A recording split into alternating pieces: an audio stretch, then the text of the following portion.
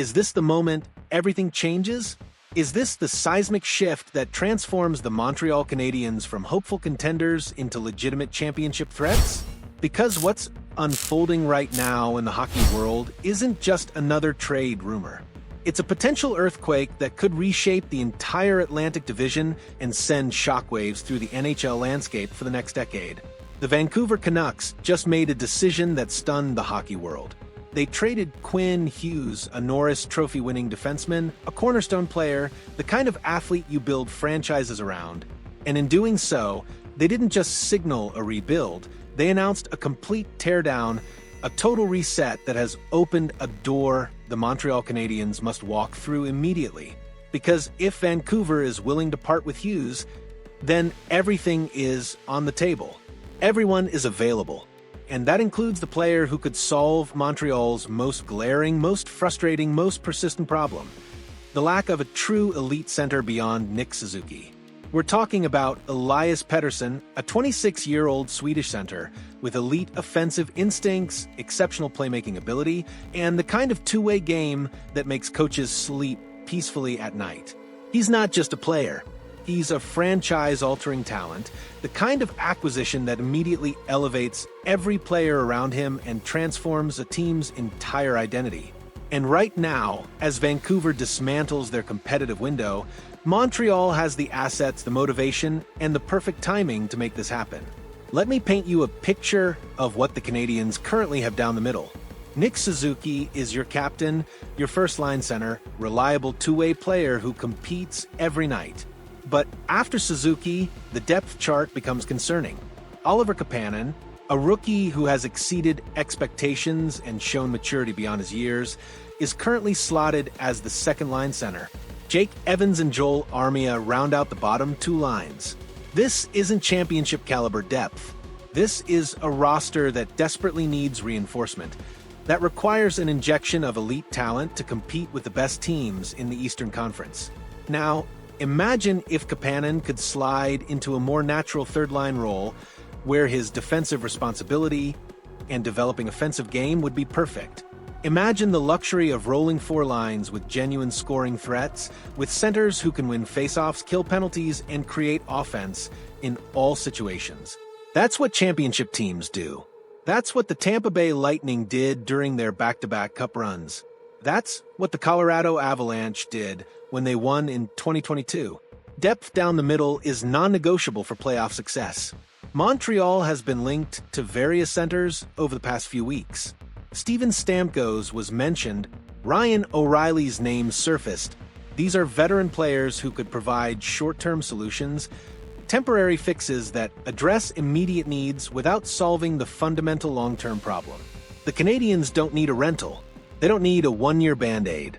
They need a cornerstone, a player who can grow with this young core and anchor the lineup for the next 7 to 8 years. That player is Elias Pettersson, and the opportunity to acquire him might never be better than right now. Here's what makes this situation so compelling, so perfectly aligned for Montreal. Pettersson has been productive despite Vancouver's struggles, recording 22 points in 28 games before being sidelined on December 5th with what appeared to be a concerning injury. An MRI revealed no significant damage, which is crucial information for any team considering a trade. He's healthy, or will be very soon, and ready to contribute immediately. And here's where the timing becomes almost poetic. The Canadiens are currently dealing with long-term injuries to Kirby Dach and Alex Newhook, two forwards who were expected to contribute significant minutes and offensive production. Pettersson wouldn't just be an upgrade. He would be a perfect immediate replacement, filling a void created by injury while simultaneously addressing a positional need that has existed for years.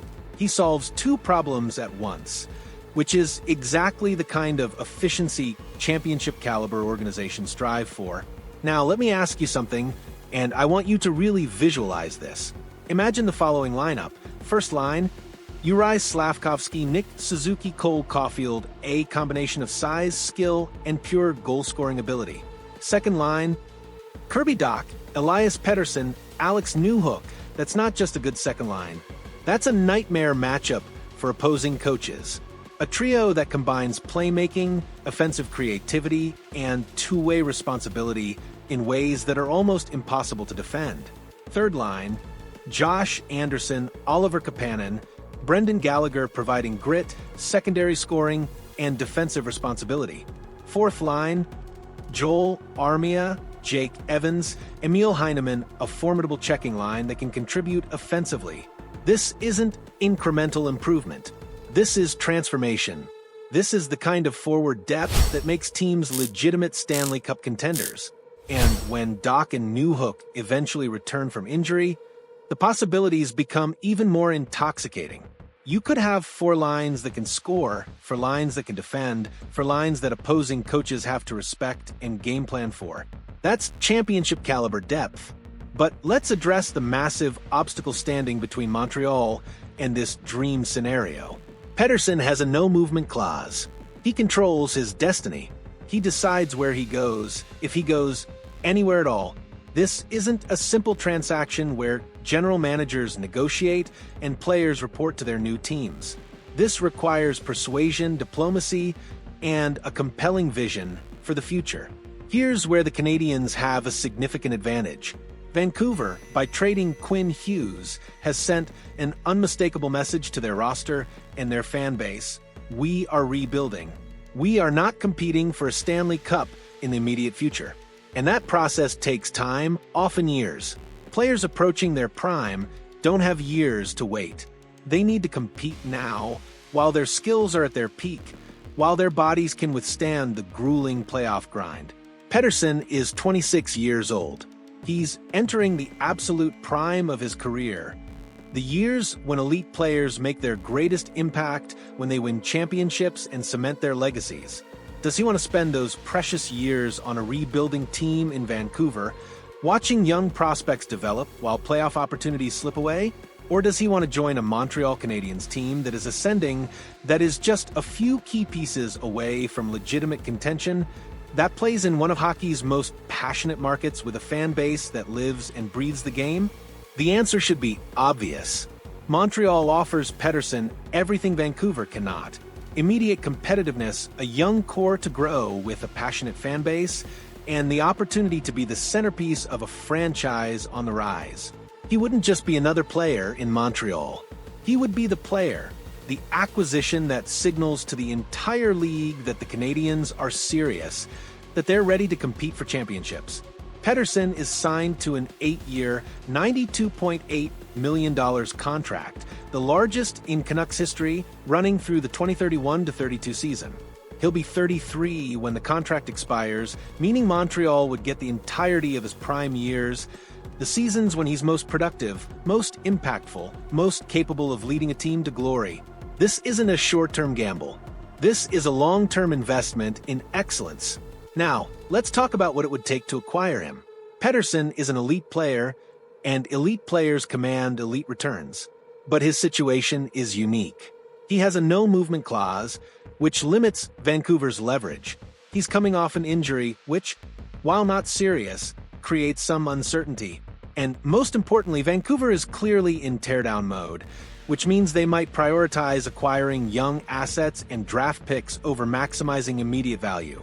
General manager Quinn Hughes has proven himself to be a shrewd, patient operator. He doesn't make rash decisions. He doesn't overpay. He waits for the right opportunity and then strikes decisively. We saw this in various trades where he acquired talent without surrendering his most valuable prospects. However, Vancouver will demand quality in return. They're rebuilding, which means they want young players with high ceilings and draft picks to replenish their prospect pool. The Canadiens are fortunate to have depth on the left side of their defensive core, which creates an opportunity to trade from a position of strength. Here's what I believe could get this deal done. Trade proposal: Owen Beck, center prospect with NHL potential, Lane Hutson, or David Reinbacher, high-end defensive prospect, 2025 first round pick, 2026 second round pick. This package addresses Vancouver's needs without gutting Montreal's future. Beck is a solid two-way center prospect.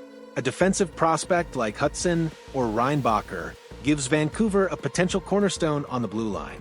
The draft picks give them ammunition to continue rebuilding. Now, if Vancouver demands more, if they insist on a higher-end prospect, then the Canadiens might have to consider including Michael Hage or Ivan Demidov. But I would be extremely hesitant to part with Demidov. He's a potential franchise winger. If Hage is involved, I would scale back one of the draft picks to balance the value. But ultimately, I trust Quinn Hughes to navigate these negotiations without overpaying. He understands value, he understands leverage, and he understands that Pettersson's no-movement clause and recent injury give Montreal some negotiating power. This is all speculation, of course. We don't know what Vancouver will ultimately demand. We don't know if Pettersson would waive his no-movement clause to come to Montreal. But we do know this. The opportunity exists. The timing is perfect. The need is undeniable. And the potential impact is franchise-altering. Think about what this move would signal to the rest of the league. It would announce that Montreal is no longer content to rebuild slowly, that they're willing to be aggressive, that they believe their window is opening now. It would energize the fan base, create buzz around the franchise, and potentially attract other free agents who want to be part of something special. Championship teams don't wait for perfection, they create it through bold, calculated moves. And let's be honest, the Atlantic Division is wide open right now. The Tampa Bay Lightning are aging. The Toronto Maple Leafs continue to struggle in the playoffs. The Boston Bruins are in transition. The Florida Panthers are the defending champions, but face their own challenges. This is Montreal's opportunity to strike while the division is vulnerable. Adding Pettersson doesn't just improve the roster, it fundamentally changes the Canadiens' trajectory. It transforms them from a team that might make the playoffs to a team that expects to compete for the Stanley Cup. Now, let's address the elephant in the room, the risk. Trading multiple high-end prospects and draft picks for one player is always risky. What if Pettersson gets injured? What if he doesn't mesh with the team? What if his production declines? These are legitimate concerns. But here's the counterargument. Elite centers don't become available often. When they do, you have to be willing to pay the price. The difference between good teams and great teams is often one or two elite players. Pettersson could be that difference. Think about recent championship teams. The Pittsburgh Penguins had Sidney Crosby and Evgeny Malkin. The Chicago Blackhawks had Jonathan Toews and Patrick Kane. The Tampa Bay Lightning had Steven Stamkos and Nikita Kucherov. Elite talent wins championships. Prospects and draft picks are valuable. But they're only valuable if they develop into elite players. Why wait and hope that Owen Beck or Michael Hage becomes an elite center when you can acquire one who's already proven himself at the highest level? That's the calculation Quinn Hughes has to make. And based on his track record, I believe he'll make the right decision. So here's what I need from you right now. I need your honest, unfiltered opinion. Is Elias Pettersson the missing piece? Is he the player who transforms the Montreal Canadiens from playoff hopefuls into legitimate Stanley Cup contenders? And more importantly, what would you be willing to give up to make this happen? Would you include Michael Hage? Would you trade Lane Hutson? Would you part with multiple first-round picks? Where do you draw the line between ambition and recklessness? Drop your thoughts in the comments below. Create your own trade proposal. Tell me if you think I'm overvaluing or undervaluing what it would take to acquire Pettersson. This is a conversation that matters, a debate that could shape the future of this franchise for the next decade. The Montreal Canadiens are at a crossroads. They can continue building slowly, developing prospects, and hoping everything comes together organically. Or they can be aggressive, seize this opportunity, and accelerate their timeline by acquiring a generational talent in his prime. Quinn Hughes has shown he's willing to make bold moves when the situation demands it. Now the question is whether he'll make the boldest move of all. If you felt the passion in this analysis, if you understand the magnitude of what's at stake, then I need you to do something for me. Share this with every Montreal Canadiens fan you know. Send it to your friends, your family, the people in your hockey group chats who live for this kind of speculation. And if you're not already part of this community, if you haven't subscribed yet, now is the time. We're building something special here. a place where the most dedicated fans come for the deepest analysis, the most passionate debates, and the breaking news that matters most. The future of the Montreal Canadiens is being written right now, in real time. And you are part of the story. Don't just watch it unfold. Be part of the conversation. Be part of the movement. Because when this team finally breaks through, when they finally hoist that Stanley Cup again, you'll want to say you were here from the beginning, believing, hoping, and demanding excellence. One final thought before we close. Elias Pettersson represents more than just offensive production and face-off wins. He represents hope. He represents ambition. He represents the belief that this franchise isn't content to rebuild slowly, that they're willing to take calculated risks to accelerate their return to glory. That's the kind of mentality that wins championships. That's the kind of vision that creates dynasties. And that's exactly what Montreal needs right now. The door is open. The opportunity is here. The question is, will Quinn Hughes walk through it? And if this possibility excites you as much as it excites me, hit that like button and let's ride this wave together. Because folks, the Montreal Canadiens might be one bold move away from changing everything. Until next time, stay passionate, stay engaged, and never stop believing in what this team can become.